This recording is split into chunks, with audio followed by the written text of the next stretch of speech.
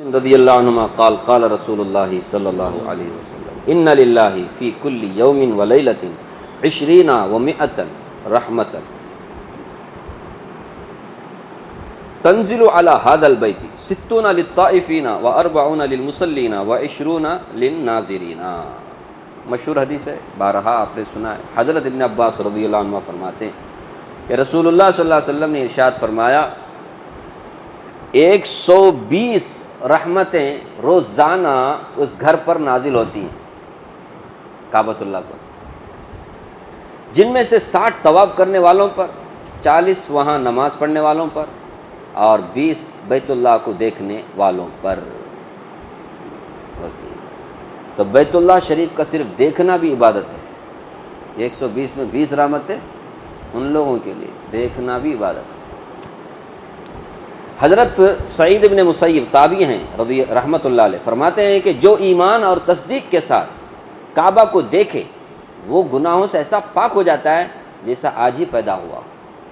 ایمان اور تصدیق کے ساتھ اس کا ایمان بھی ایک دم مضبوط ہو اللہ پر، اللہ کے گھر کو، پھر اس کے بعد ایک محبت کی نظر سے، تصدیق کی نظر سے دیکھتا ہے، گناہ معاف ہو جاتا ہے۔ ابو سعید مدنی رحمت اللہ علیہ کہتے ہیں کہ جو ایمان اور تصدیق کے ساتھ کعبہ کو دیکھے اس کے گناہ ایسے جھڑتے ہیں جیسے پتے درخت سے جھڑ جاتے ہیں۔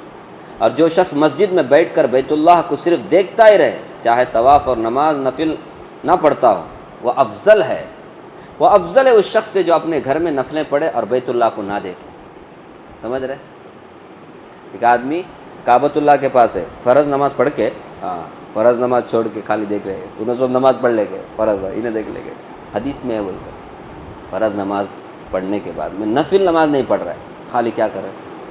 دیکھ رہا ہے، محبت کی نظر سے دیکھ رہا ہے، تو یہ افضل ہے اس آدمی سے جو کعبہ سے دور ہے۔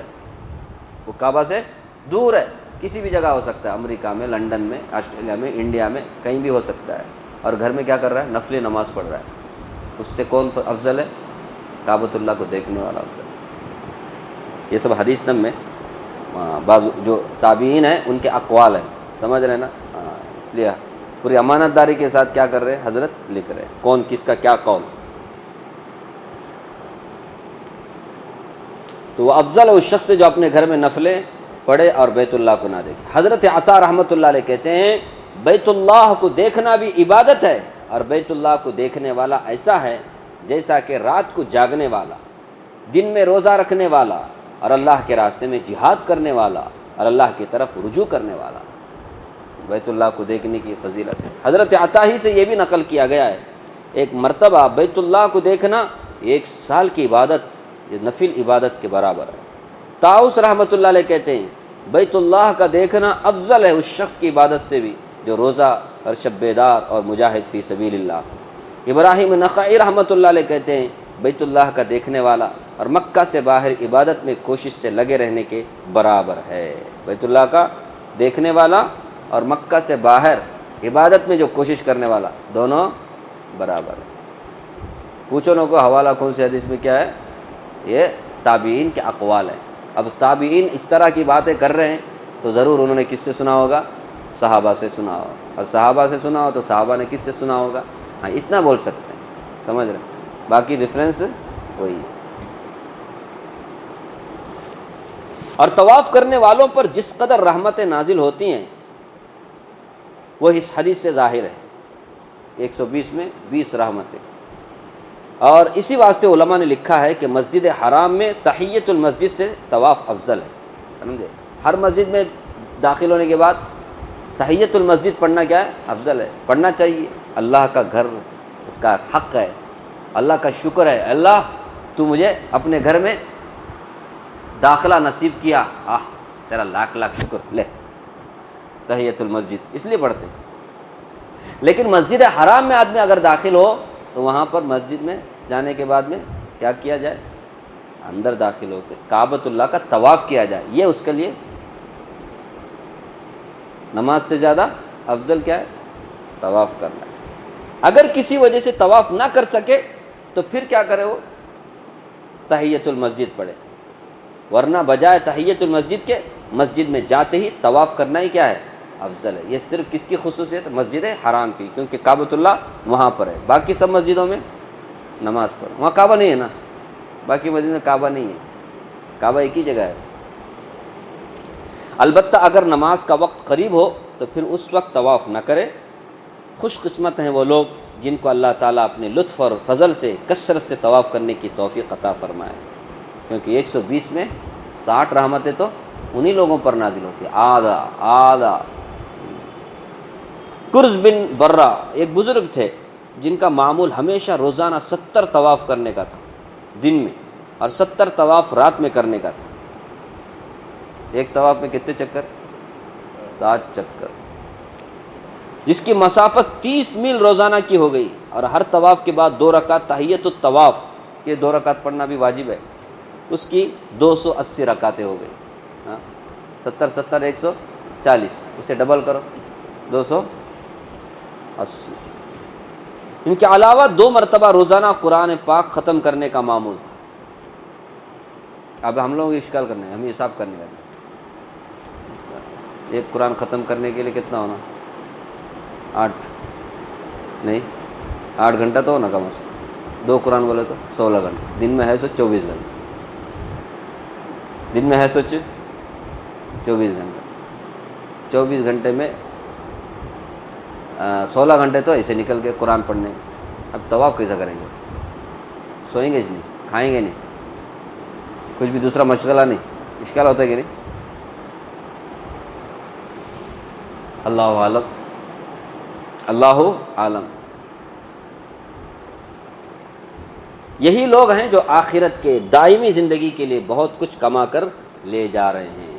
70 طواف، ایک طواف کرنے کے لیے نزدیک سے کریں گے تو آدھا گھنٹہ لگتا ہے نا، آدھا گھنٹہ لگتا ہے۔ ہاں نا، میں اب بھی کہنے میں پہلے کے زمانے کے حساب سے ابھی بھی آپ کو نزدیک سے اگر طواف کرنے کا ملا، لمبا راؤنڈ ہوا تو زیادہ اچھا ہے ٹائم، نزدیک آدھے گھنٹے میں طواف بھی ہوتا ہے، نماز بھی ہو جاتی ہے۔ 70 طواف بولے کتنا ہو؟ نہیں، کبھی کبھی اشکال ہو جاتا ہے، 24 گھنٹے میں، دن میں 70، رات میں 70 بولے۔ ایسی باتوں کو لے کر غیر مقلد کیا کرتے، پورے کتاب پر کیچڑ اچھالتے، کیسے باتیں ہو سکتا ہے کہ ناممکن ہے، امپاسبل ہے بول کر کے کیا کرتے۔ اللہ بہتر جانے، لیکن اتنا ہے کہ پہلے زمانے کے لوگ کیا کرتے تھے؟ آخرت کو کمانے کے لیے خوب محنتیں کرتے تھے۔ عن ابن عباس رضی اللہ عنہ قال قال رسول اللہ صلی اللہ علیہ وسلم فی الحجر واللہ لیبعثه اللہ یوم القیامة له عینان یبصر بهما ولسان ینطق به یشهد علی من التمسه بحق۔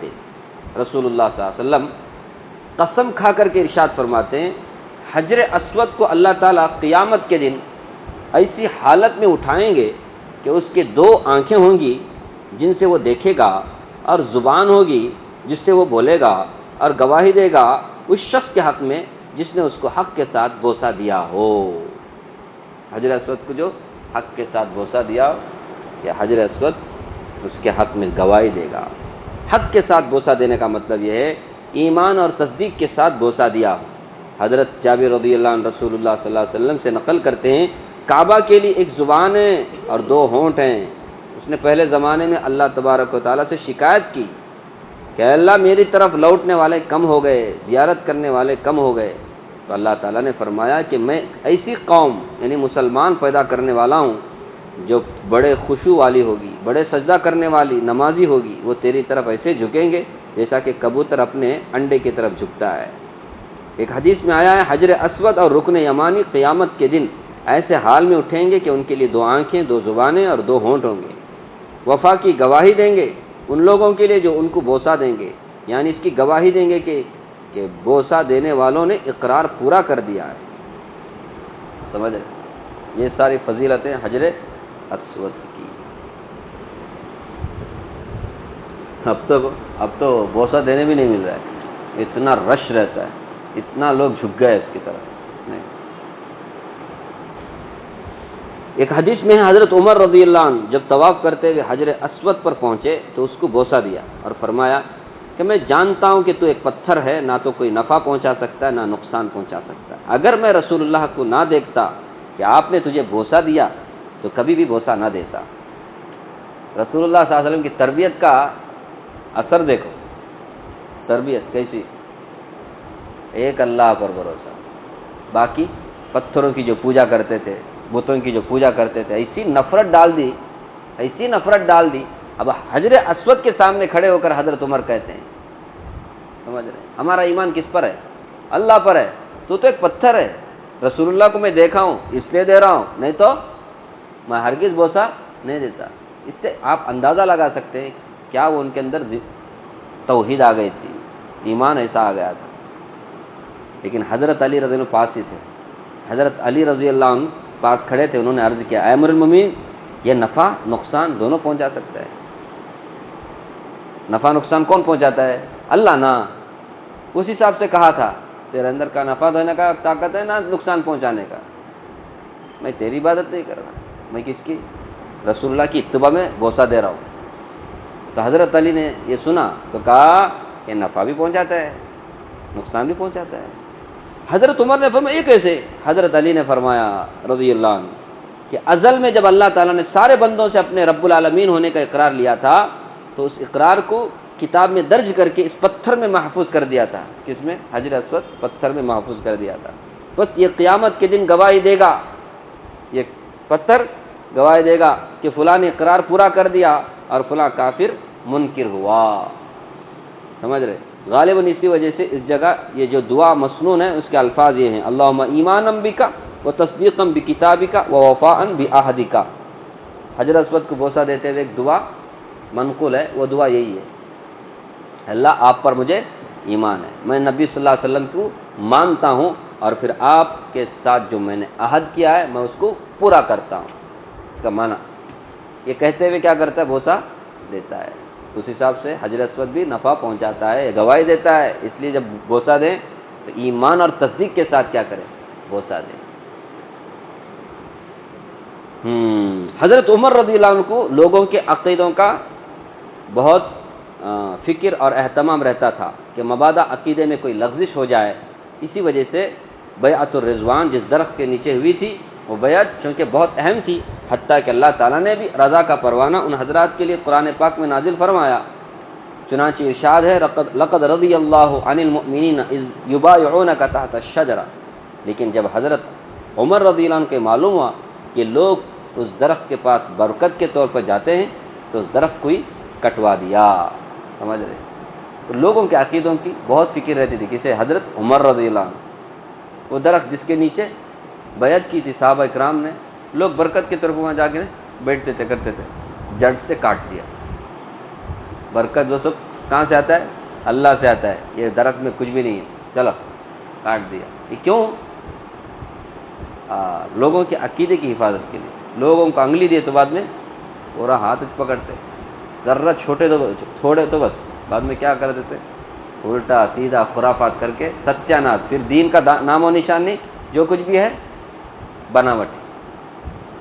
اسی طرح یہاں پر حجر اسود کے سامنے حضرت عمر رضی اللہ عنہ کو یہاں بھی خیال ہوا لوگ بت پرستی سے نکل کر آ رہے ہیں، ایسا نہ ہو کہ اس پتھر کو بھی بتوں کے پتھر کے مشابہ سمجھ کر کے بت پرستی کا شائبہ ان میں رہ جائے، اس لیے اس پر تنبیہ کرنے کے لیے کہ پتھر کی کوئی تعظیم نہیں بلکہ صرف اللہ کے حکم کی تعمیل ہے۔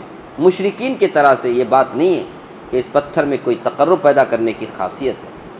اسی طرح سے خود کعبہ شریف کے متعلق حضرت عمر کا یہ ارشاد نقل کیا گیا، یہ چند پتھروں کا مکان ہے لیکن اللہ نے اس کو ہمارا قبلہ مقرر کر دیا کہ زندگی میں اس کی طرف نماز پڑھیں اور مرنے کے بعد اس کی طرف منہ کر کے لٹایا جائے۔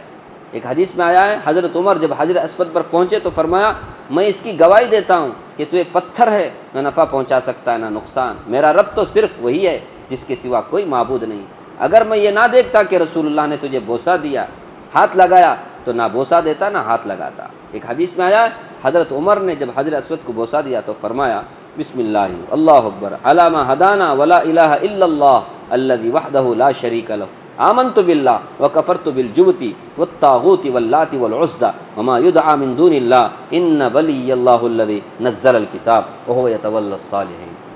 کیسا ایمان, سمجھ رہے؟ تو کہیں بت پرستی کا شائبہ نہ ہو, اس کے لیے حضرت عمر اس طرح کہہ کر کے کیا کرتے تھے, بوسہ دیتے تھے کہ ہمارا تو ایمان کس پر ہے, اللہ پر, ہم اللہ کی عبادت کرنے والے, تجھ کو بوسہ جو دے رہے ہیں نبی صلی اللہ علیہ وسلم کی اتباع میں ہے ورنہ تیرے اندر, کیونکہ ابھی تو بت پرستی سے نکل کر کے آئے تھے نا, ٹھیک ہے. کبھی بھی اس نظریے سے ہمیں نہیں دیکھنا, اللہ پر ایمان رکھنے کے حساب سے کیا کرنا ہے, بوسہ دینا ہے حجر اسود کو. اللہ تعالیٰ ہم سب کو اپنے گھر کی زیارت نصیب فرمائے. اب تک جن لوگوں نے اللہ کے گھر کی زیارت نہیں کی, عمرہ حج نہیں کیا, اللہ تعالیٰ غیب سے ان کے لیے سہولتیں آسانیاں مہیا فرمائیں, اور جو لوگ حج کو جا رہے ہیں, چلے گئے ہیں, اللہ تعالیٰ ان کے حج کو, ان کے اعمال کو, ان کی دعاؤں کو قبول فرمائے, اور ان کی دعا میں اللہ ہمیں بھی شامل فرمائے. آمین آمین. سبحان اللہ وبحمدہ, سبحانک اللہم وبحمدک, نشهد ان لا الہ الا انت, نستغفرک ونتوب الیک. سبحان ربک رب العزة عما یصفون, وسلام علی المرسلین, الحمد للہ.